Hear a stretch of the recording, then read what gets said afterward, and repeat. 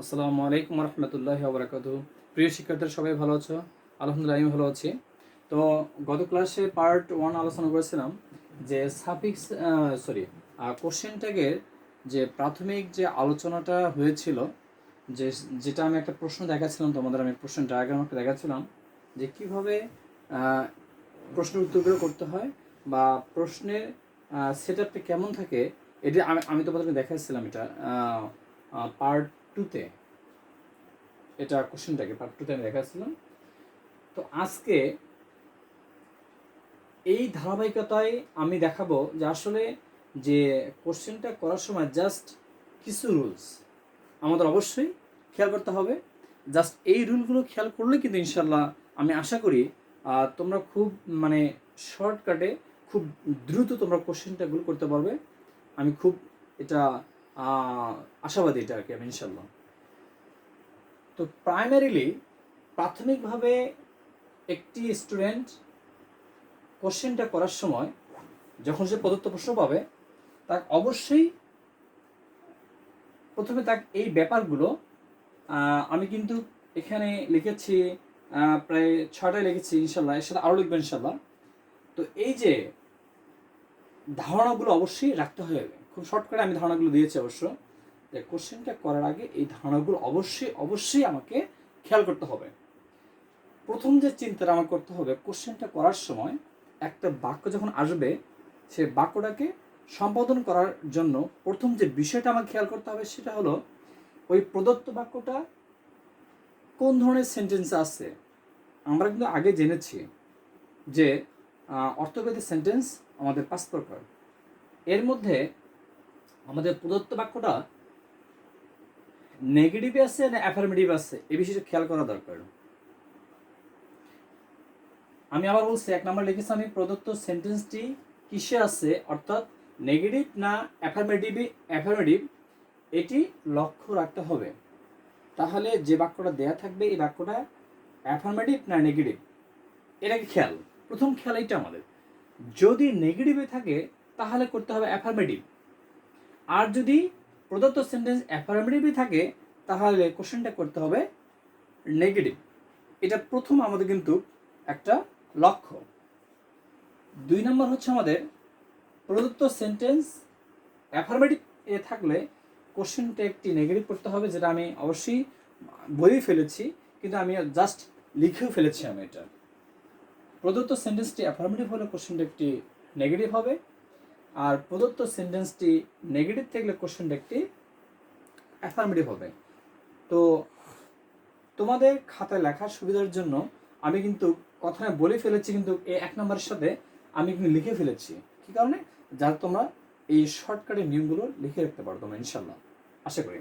এখন দেখো 4 নম্বরে কি বলছে, সেন্টেন্সের মধ্যে কোনো সাহায্যকারী ভার্ব থাকলেই, আমি একটা জোর দিয়েছি কিন্তু, সেন্টেন্স এর মধ্যে কোনো সাহায্যকারী ভার্ব থাকলেই ওই সাহায্যকারী ভার্ব দ্বারাই কোশ্চেনটা একটা করতে হয়। আমি আবার বলছি, পার্ট 1-এ আমি রেখেছিলাম যে আসলে সাহায্যকারী ভার্ব বলতে এখানে am is are, was were, have, has, had, তারপর হচ্ছে মডেল ভার্ব রয়েছে can, could, may, might, shall, should, will, would, এবং যে 12 প্রকার আমাদের টেন্স রয়েছে, যে কোনো বাক্য লিখি না কেন সেগুলো কিন্তু কোনো কোনো সাহায্যকারী ভার্ব অথবা প্রিন্সিপাল ভার্ব অবশ্যই থাকবে। কোনো বাক্য কিন্তু মানে প্রিন্সিপাল ভার্ব ছাড়া কখনো হয় না, কিন্তু সাহায্যকারী ভার্ব প্রয়োজন হয়। এখন যদি কোনো বাক্যে আমরা সাহায্যকারী ভার্ব দেখি অথবা লক্ষ্য রাখি যে সাহায্যকারী বাক্যটার মধ্যে আছে প্রদত্ত বাক্যে, যেটা আমি কোশ্চেন করতে হবে, যদি সাহায্যকারী ভার্ব থাকে তাহলে ওই সাহায্যকারী ভার্ব দিয়েই আমি কোশ্চেনটা একটা তৈরি করব। ওই সাহায্যকারী ভার্ব মানে ব্যবহার হবে, যেটা আমরা কিন্তু গ্রাম বাংলা বলে থাকি যে পুটির তেল দিয়ে পুটি ভাজা অথবা কইয়ের তেল দিয়ে কিন্তু কই ভাজা। আমাকে বাড়ি থেকে কিন্তু আমাকে কোনো ভার্ব আমাকে আমদানি করতে হয়নি, কারণ আমি যে বাক্যটাকে কোশ্চেনটা একটা করবো সেই বাক্যের ভিতরে যদি সাহায্যকারী ভার্ব থাকে তাহলে কিন্তু ওই সাহায্যকারী ভার্বটি আমরা কোশ্চেনটাকে ভার্ব হিসেবে আমরা ব্যবহার করব। এটা একটা পয়েন্ট ছিল।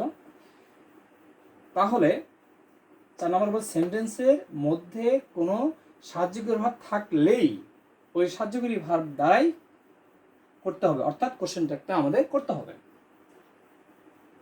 5 নম্বর, এটা নট ফর্মটা আমি ফুল ফর্মে লিখছি NOT নট।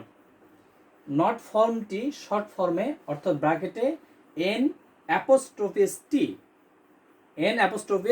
এটাকে অবশ্যই সংক্ষিপ্ত ফর্মে লিখতে হবে যখন আমরা কোশ্চেনটা করব। কোশ্চেনটাকে যদি কেউ এটা তোমার এটা ফুল ফর্মে লেখে তাহলে মার্ক সে পাবে না, এটা প্রথম পয়েন্ট। তাহলে কি করতে হবে, নট ফর্মটা অবশ্যই আমাকে শর্ট ফর্মে লিখতে হবে। 6 নম্বর হচ্ছে প্রদত্ত সেন্টেন্সের সাবজেক্ট নাউন হলে কোশ্চেন ট্যাগটি প্রনাউন হবে। আমি আবার বলছি, 6 নম্বর, প্রদত্ত সেন্টেন্সের সাবজেক্ট নাউন হলে কোশ্চেন ট্যাগ প্রনাউন হবে। অর্থাৎ যদি ফারুক হয় নাউন তাহলে এটা হবে হি, যদি একটি গোট হয় তাহলে হবে ইট, যদি ফাতেমা হয় তাহলে শি, অ্যাজ লাইক অ্যাজ যদি নাউন হয় এটা তখন কি হয়ে যাবে, প্রনাউন হয়ে যাবে। আমরা এখন পরবর্তী আমরা দেখবো হলো 7 নম্বর। তাহলে আমরা কি দেখবো এখন, তাহলে আমরা এখন দেখবো 7 নম্বর দেখবো আমরা এখানে কি আছে, এখানে আমরা দেখবো আমরা ইনশাল্লাহ। 7 নম্বরে লেখা আছে কোশ্চেন ট্যাগের শেষে অবশ্যই প্রশ্নবোধক বা ইন্টারোগেশন মার্ক দিতে হবে। 7 নম্বরে লেখা আছে যখন আমরা কোশ্চেন ট্যাগটা উত্তরটা তৈরি করব, এই কোশ্চেন ট্যাগের উত্তরটা শেষে অবশ্যই ইন্টারোগেশন মার্ক অথবা প্রশ্নবোধক চিহ্ন অবশ্যই দিতে হবে। যদি এই চিহ্নটা কেউ না দেয় বা তোমরা না দাও, যত এদিকে শুদ্ধ হোক বাক্যটা, কখনো মার্ক দেবে না। তাহলে please remember, you should put mark the interrogation at the end of question tag. অবশ্যই মনে রাখতে হবে এই প্রসঙ্গের চিহ্ন কোশ্চেন ট্যাগের উত্তরের শেষে অবশ্যই তোমাকে পুট আপ করতে হবে। এখন দেখো 8 নম্বর আছে প্রদত্ত সেন্টেন্স এর সাবজেক্ট অর্থাৎ যদি নাউনটি প্রদত্ত সেন্টেন্সের সাবজেক্ট নাউন হলে, আমি একটু শর্টে লিখছি এখানে, প্রদত্ত সেন্টেন্সের সাবজেক্ট নাউন হলে অর্থাৎ ওই নাউনটি বহুবচন যদি হয় তাহলে কোশ্চেন ট্যাগের সাবজেক্টটা দেয়া হবে। কোশ্চেন ট্যাগের সাবজেক্ট অবশ্যই দেয়া হবে।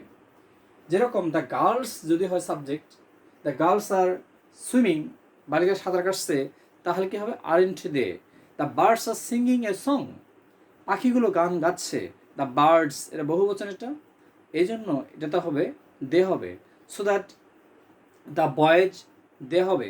দ্য বুকস আর ফাইন, বইগুলো খুব সুন্দর, দ্য বুকস এটা বহুবচন, এখানেও দে হবে। এক কথায় প্রদত্ত বাক্যের সাবজেক্টটা নাউন, হোক সে ইতর প্রাণী, হোক সে মানবজাতি, হোক সে বস্তু, যদি বহুবচন হয় অবশ্যই তার পরিবর্তে প্রণয়ন করতে হবে, সে প্রণয়নটা হবে আমাদের দে। আমি আবার বলছি, তাহলে প্রদত্ত সেন্টেন্সের সাবজেক্ট নাউনটি যদি বহুবচন হয় কোশ্চেন ট্যাগের সাবজেক্ট অবশ্যই আমাকে দে অবশ্যই দিতে হবে। 9 নম্বর দেখবো আমরা প্রদত্ত সেন্টেন্স এ অ্যাম যদি অথবা অ্যাম দ্বারা অ্যাম যদি হ অর্থ বুঝায়, I M a student, I M a doctor, I M a teacher, I M a farmer, যদি হ অর্থ বুঝায় তাহলে এটা একটা ব্যতিক্রম। তা আমরা বলেছিলাম যে সাহায্যকের ভাব থাকে সেই সাহায্যকের ভাব দিয়ে কোশ্চেনটা করতে হয়। এটা একটা ব্যতিক্রম যে অ্যাম থাকলে অ্যাম দ্বারা হ বুঝায়, কাউকে করে কিছু হওয়া বুঝতেছে তখন এম এর পরিবর্তে শুধু হবে আরেন্ট আই হবে।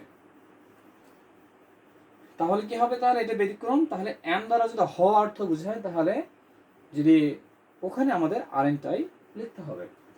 এখন আমরা দেখবো 10 নম্বর স্টেটমেন্ট। এখন 10 নম্বর যে সবচেয়ে গুরুত্বপূর্ণ একটা বিষয়, আমরা ম্যাক্সিমাম উত্তরগুলো কিন্তু ডাইরেক্ট আমরা উত্তর লিখি, প্রশ্ন আমরা লিখি না আমরা অনেক সময় প্রশ্ন লেখা হয় না। কিন্তু এখানে একটা ব্যাপার, কোশ্চেন ট্যাগের ক্ষেত্রে অবশ্যই তোমাকে কোশ্চেন ট্যাগের উত্তর লেখার আগে প্রদত্ত সেন্টেন্স অর্থাৎ গিভেন সেন্টেন্স অর্থাৎ স্টেটমেন্ট সহ তোমাকে লিখতে হবে। স্টেটমেন্টটা লেখার শেষে কমা দিয়ে তোমাকে কোশ্চেনটাকে উত্তর লিখতে হবে এবং ইন্টারোগেশন মার্ক দিতে হবে। আমি ব্যাপারটা আবার বলছি, শুধুমাত্র কোশ্চেনটাকে উত্তর লিখলে চলবে না। Hasn't he, aren't I, won't they, will you, can you, এভাবে ডাইরেক্ট উত্তরটা আনসার স্ক্রিপ্টে লেখা যাবে না। তাহলে কি করতে হবে আমাদের?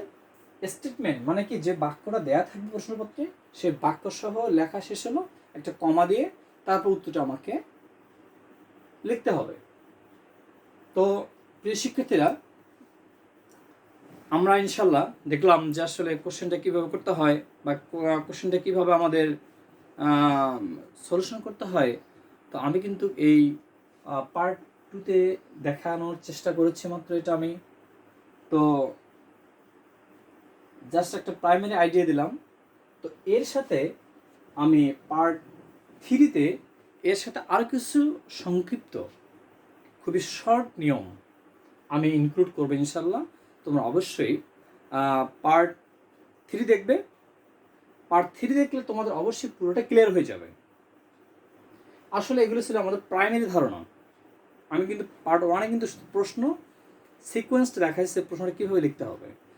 ওই প্রশ্নের সিকোয়েন্সটা দেখানোর পরে আমি কিন্তু জাস্ট প্রাইমারি যে কনসেপশনগুলো থাকা দরকার, যে if you want to complete the question tag before we must have the conception about the question tag, এটা রাখতে হবে। সো দ্যাট আজকের কথা না, ইনশাল্লাহ তোমরা এগুলো খাতায় একটু টুকে রাখবে ইনশাল্লাহ। টুকে রেখে আমি পার্ট 3-তে নেক্সট ভিডিওতে আমি অবশ্যই তোমাদের জন্য এটার একটি সিকোয়েন্স, এটারই ধারা খুব শর্ট ফর্মে লিখে দেবো, যেটা তোমাদের জন্য অবশ্যই উপকার হবে অল্প সময়ের জন্য। তো অবশ্যই তোমরা প্রাইমারিস ইংলিশ পয়েন্ট এই চ্যানেলটি আমি বিনীত অনুরোধ জানাচ্ছি, সবাইকে বিনীতভাবে অনুরোধ জানাচ্ছি, যদি আমার ক্লাসটি ভালো লেগে থাকে তোমাদের একটি লাইক, কমেন্ট, শেয়ার এবং সাবস্ক্রাইবের মাধ্যমে আমি অনেকটা ইন্সপায়ার হব। কিন্তু আমি অনেকটা কিন্তু আসলে উৎসাহ পাবো। তো প্রিয় বন্ধুরা, অবশ্যই ক্লাস বা কন্টেন্টটা যেটাই হোক না কেন আমাকে কমেন্টে জানাও তোমরা ইনশাল্লাহ। আমি নেক্সট ভিডিওগুলো অবশ্যই তোমাদের জন্য সুন্দর করার চেষ্টা করব ইনশাল্লাহ। আল্লাহ যদি আমাকে তৌফিক দান করেন, অবশ্যই তোমরা সাবস্ক্রাইব, কমেন্ট লিখতে ভুলবে না। যদি কিভাবে ক্লাসগুলোর ফলপ্রসূ করা যায় এগুলো সাজেস্ট করবে ইনশাল্লাহ, আমি চেষ্টা করব। এই শুভকামনায় সবার কাছ থেকে বিদায় নিচ্ছি। খুদা হাফেজ। আসসালামু আলাইকুম ওয়া রাহমাতুল্লাহি ওয়া বারাকাতুহু।